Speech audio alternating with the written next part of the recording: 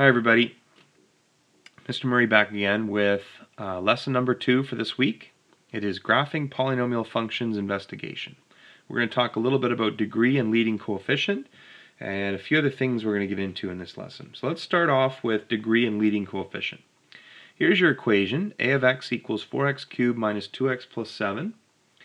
We look at the degree as the highest degree on the largest degree on any term. So it looks like the largest degree here is 3, therefore the degree of this function is 3.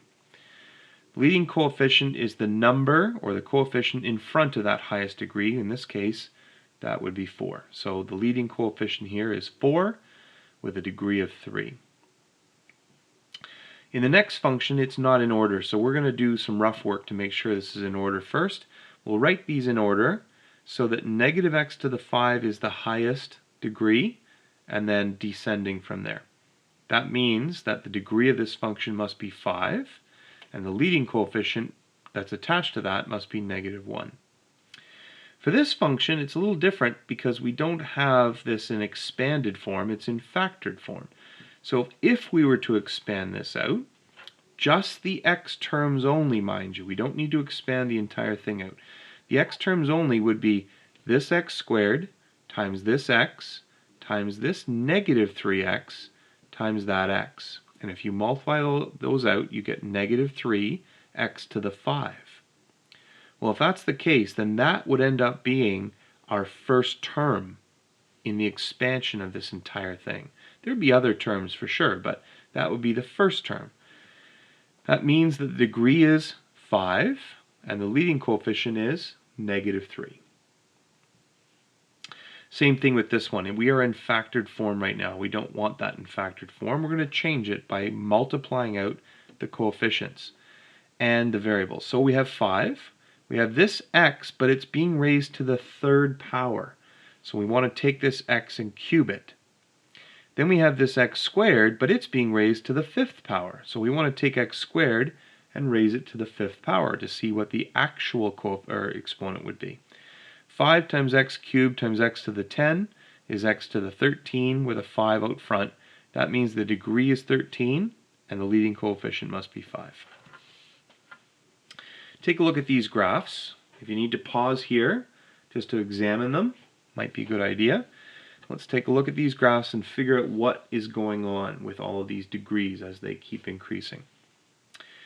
How does the increasing the degree of the function change the number of critical points? Well, as the degree increases, the number of critical points increases. Here there's none, here there's 1, here there are 2, then 3, then 4, then 5. Ooh, interesting. So we have more and more critical points. How does the end behavior of an even degree function, those are 2, 4, 6, compare to the end behavior of an odd degree function? Well, if I'm looking at these even degree functions, the ends seem to point in the same direction, up, up, up.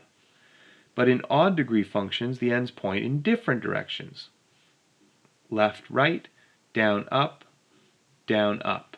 Notice how in odd degree functions, they're always pointing in these different directions. Does the function on the right have an odd or even degree? Explain your reasoning. Well, since they're both, our end behavior shows that both of the parts of this function are heading up, then I would say that this definitely is even degree. Both ends are pointing in the same direction.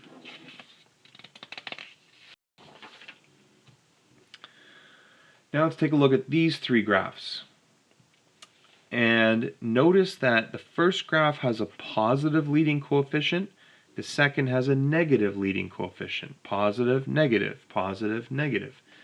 How does changing the sign of the leading coefficient affect its end behavior? Well, it's just vertically reflected, opposite to what it is when the leading coefficient is positive. Here we have a positive, it got vertically reflected, now it's negative. This one got vertically reflected, now it's negative, leading coefficient. Does the graph on the right have a positive or negative leading coefficient?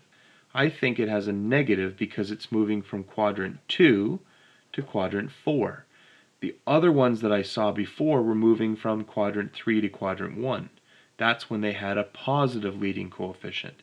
So this must have a negative leading coefficient, Q2 to Q4.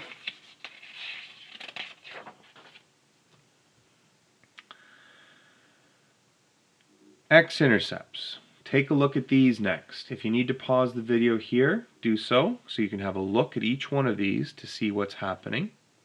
We're going to look at these x-intercepts and see what the connection is. What connection do you notice between the factored form of the equation and the location of the x-intercepts? Well, it seems to me that they're located at the values of x that make the brackets equal 0. So in other words, the roots. Let's take a look at cubic. If I find the roots for this, x would equal -1, 2, and 4. And look where the x-intercepts are, -1, 2, and 4. So at the roots of that equation from factored form, I can find those x-intercepts.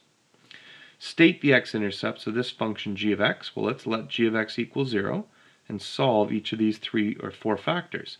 Either x from this factor, x is equal to 0, x equals 5, x equals -2, or x equals +4/3. Those are the 4 x-intercepts. Now, you know me, I would probably insist that you write these from in ascending order. So -2 first, please, then 0, then 4/3, then 5. Okay? Lastly, consider the following graphs and answer the questions below. If you want to pause the video here, take a look at each one of these graphs. Think about what's happening in each one. Notice that we start with x plus 4 times x plus 2, which is a quadratic. Then we have x plus 4 times x plus 2 again, but x plus 2 has been squared here. X plus 2 has been cubed here. Raised to the 4, raised to the 5. So we're changing the exponent on the x plus 2 all the way along and seeing what happens. What effect does adding an even numbered exponent to a bracket have on the x-intercepts? Well, it creates a critical point at that x-intercept. For example, x plus 2 squared, notice how there's a critical point now at -2 at that x-intercept. X plus 2 to the 4, there's a critical point now at -2. It doesn't go through that point, it stops and heads back up again. Whereas here, it went right through that point. What effect does adding an odd numbered exponent to a bracket have on the x-intercepts of the function? Well, that would create an inflection point. Here's an inflection point at -2. When the exponent on x plus 2 was cubed, inflection point. It's still heading in the same direction. It's still heading up. It doesn't change direction. Here, it's still heading in the same direction through -2. It's heading up and up again. That's called an inflection point. And this one was raised to the 5. Using your findings about x-intercepts, determine the equation of the function f of x shown on the right. Well, here's what we know about this function. We have x-intercepts at -4, -3, -1, but there's an inflection point there, 1, and 2. Because there's an inflection point, we don't know exactly what the degree would be. The only thing we do know is that that degree has to be odd. So we'll write k to represent our leading coefficient, we don't know what that is yet, times all the factors that give us those x-intercepts. X plus 4, x plus 3, x plus 1 cubed, because I saw there was an inflection point. X minus 1, x minus 2. All of the rest of those x-intercepts would be order 1 because it passes, or the graph passes directly through those values. State the degree of f of x. Well, the degree here would be all of these x values multiplied together.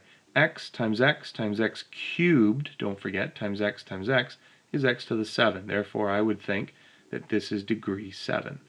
And degree 7 matches what I know about what that function would do. Degree 7, with a leading coefficient that was negative, would do this. It would start in quadrant 2 and end in quadrant 4, because it got vertically reflected that way, quadrant 2 to quadrant 4. Last question on this page, the graph below does not have a scale. Determine the degree of the polynomial. Well, it has one x-intercept here of order 1.